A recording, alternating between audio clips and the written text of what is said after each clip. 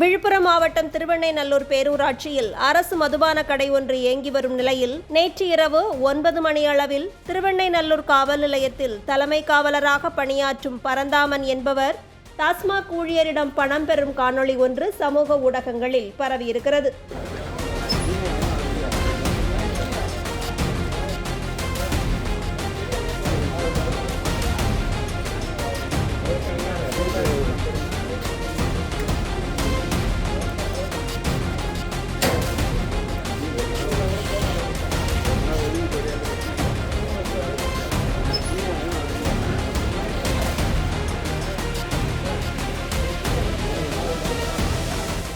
எதற்காக பணம் கொடுக்கப்பட்டது என்பது குறித்து விசாரணை மேற்கொள்ள வேண்டும் என்று தற்போது கோரிக்கைகள் வலுத்து வருகின்றன.